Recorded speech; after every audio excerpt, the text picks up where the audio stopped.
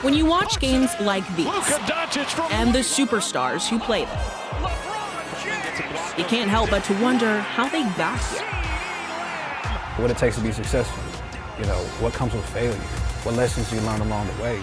And those things are just as important, if not more important, than what they do on a football field. You see, they each have a story, a real story.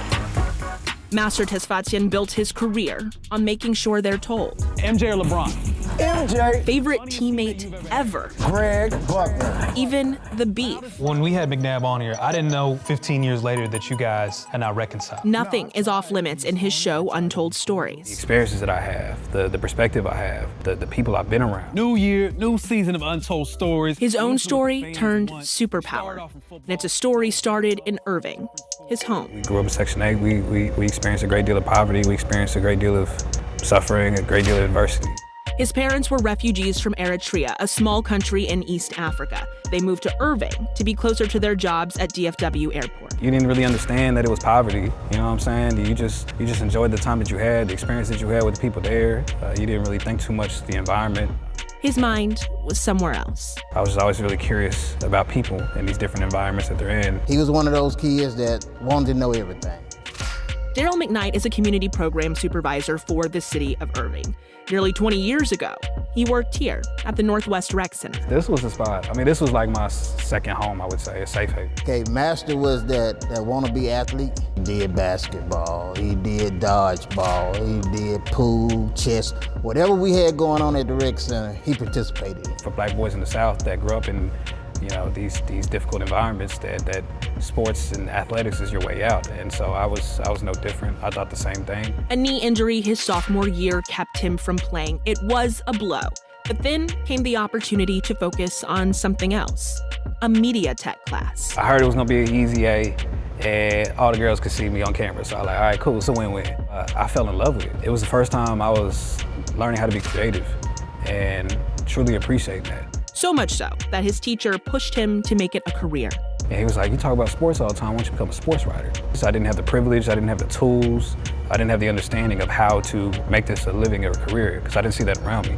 What he did have was a lifelong lesson in grit. He took out loans and went to Arizona State. He went on to cover the Rangers for MLB.com, the Vikings for the Star Tribune in Minneapolis, and the Washington football team for the Washington Post. That was the one where I realized, nothing's impossible. Nothing. Not a move to New York City to work for Bleacher Report as a senior writer, not even launching his own show shortly after. One inspired by his days at this rec center. And it was the first place in which I learned how to play pool. It's a shared experience a lot of athletes also have at rec centers, at boys and girls clubs. Replicate that experience onto a set to kind of have that shared experience and create the best opportunity to have the most authentic conversation possible.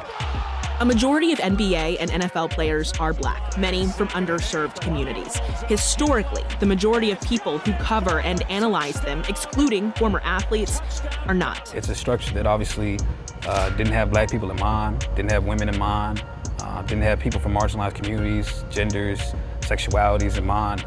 How do you fight a systemic institutional issue by being a person who grew up in Section 8 in poverty? The audacity to even think in that kind of way. This is talking about my favorite team in the world, the Dallas Mavericks, man. But he's got it, audacity, to push back against expectations, to believe in more than what he can see, to hold on to the beauty of a humble beginning and never stray too far. Black identity is important.